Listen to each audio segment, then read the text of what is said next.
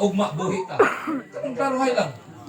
Wala ba? Panahon pagtakop sa atong mga matas kagabihon pagtugo na ta kabalo ana. Muna kamo mga asawa ug napungot mo sa inyong bana. Ayaw na lang ninyo panunguha. Kanang mamatay unta kang banaha kay ikaw pa yun. Ayaw. Paip kista na ba?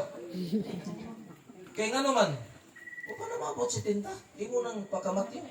Pasag din na, mamatay ra lagi nag-iya. Time mo ko. Mamatay din niya. Wait ka lang, Dave. Ito din na mamatay. Pila sila edad? Wait lang. Mga na? Di pa. Pila iwang? Kumalpa ka.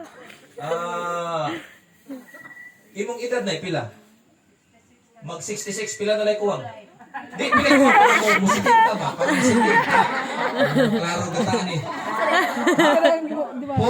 Por na lang kuno para musikinta.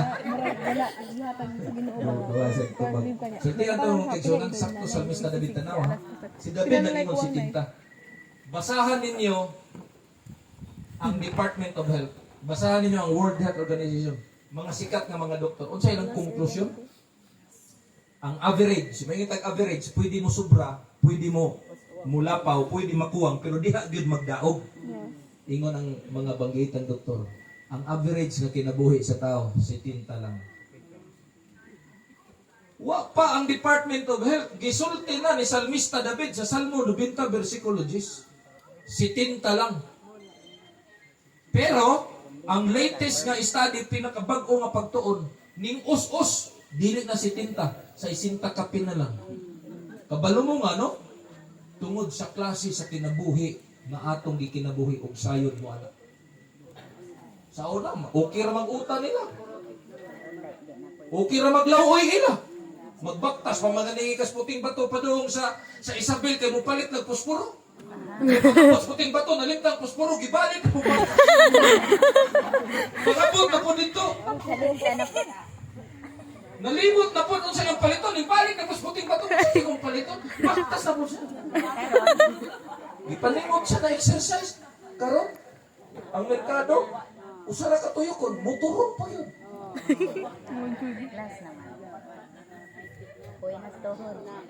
Yung us-us ang kinabuhi sa tao, sanglit ingon ng mga doktor, sa 60 kapin na lang. Pruiba sa 60 sitio.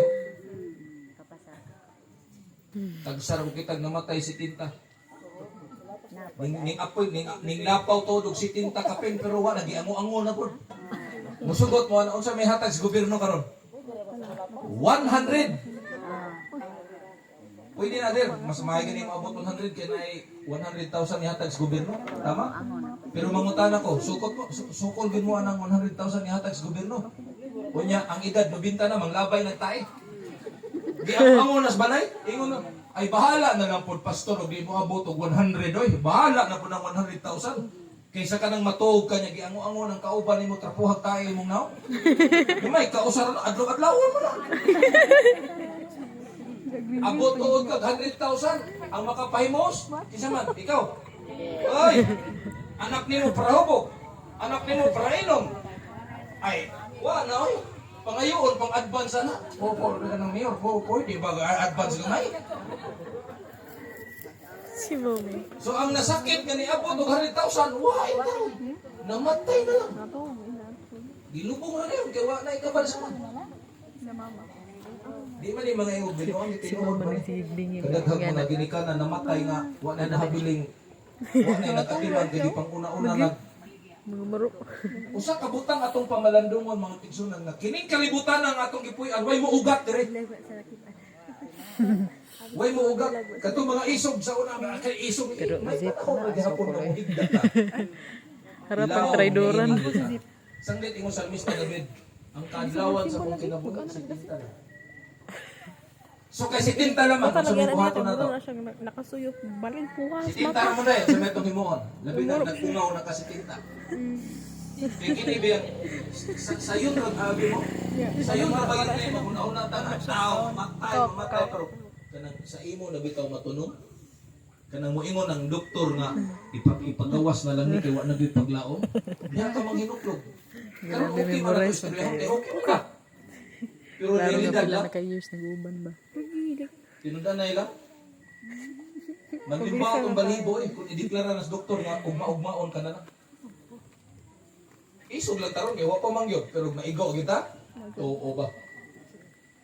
Sanglit, usa ka butang nga angay na itong pamalandungan. Salmo 90, man to no? Versikulo 12, basahan ninyo. Sanglit si David niingon, busa Ginoo. Busa Ginoo. 12 ha? Kay si Tinta raman di ay. Busa Ginoo. Tudloi ako. Hangi usas Ginoo. Tudloi ako. How to number my name. Aron ako kining maaplikar diha sa kaalam. Imagine ka, naganas David ba? Ginoo si Tinta raman itong edad no? Tabangi ko Ginoo pi.